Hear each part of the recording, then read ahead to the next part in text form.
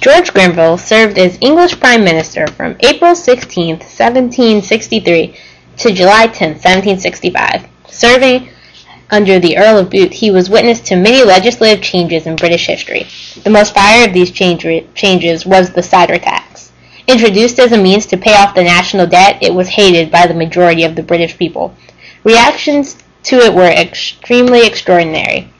The British lashed out against it in full fervor. When he was installed as minister in 1763, he faced a growing discontent among the people. Papers such as the North Briton, which spoke out against the government due to the tax and the growing national debt, led Grenville to pass legislation that allowed him to arrest all publishers, printers, authors, and anyone involved in the sharing of words against the government. Only 45 people were arrested in the case of the North Briton, but discontent still gave way to violence in the nation. Riots sprouted up and violence grew. My change to history is a simple one. What if Grenville himself had been injured in one of these cider tax riots?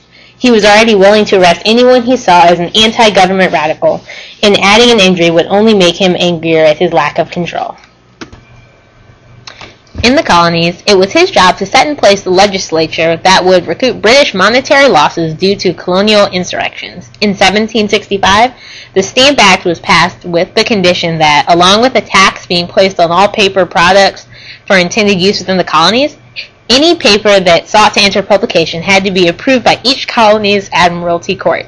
This measure was set in place due to his memory of the riots that resulted due to the cider tax and his own injuries back in Britain. Anyone found to be attempting to spread heretic word against the government was to be promptly jailed. His tough rule was effective for a short period of time, but soon counter-reactionary movements popped up along the colonies. Groups such as the Sons of Violence, who wrongly claimed themselves as the Children of Liberty, or the Sons of Liberty, pillaged village and destroyed the home of government workers. Every attempt by the British government to halt the violence was thwarted, and this colonial uprising soon gave way to the bloody American Revolution. Today, the American Revolution is still thought of as a bloody reminder of America's rebellious past. In the 1950s, Joseph McCarthy rose to be the head of the HUAC, or the House Un-American Activities Committee.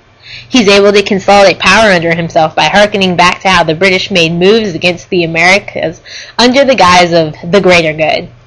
Unpopular moves by the American military, mainly losses such as the Vietnam War or the U-2 affair, or more recently the Prong Stand in Iraq, led to temporary cuts to American rights of free speech as American anger flared to avoid rebellion, as was in the past. Public Law 106 came under fire because it allowed for congressional representatives to investigate propaganda and threats that spoke out against the form of government guaranteed by the Constitution. To modern Americans, this reminded them that they must adhere to the government's desires and not speak out against it. The unspoken motto of the time quickly became, "To protect, we must correct." Many came out in effort against this development, and the constitutionality of occasionally suspending freedom of speech was questioned, but the power of the HUAC remains. In 2001, Thomas Paine's secret corridor in Philadelphia was investigated, and his private papers were made available. Known as the Lost Letters, they included documents such as Common Sense and the American Crisis. Never published due to their inability to get approval by the government due to the Stamp Act, they captured the growing sense of urgency that was felt by revolutionary colonists as they prepared for war. Paine's words lessened the view of the colonists as violent rebels, because for the first time a colonial view of the start of the inevitability of the American Revolution could be seen.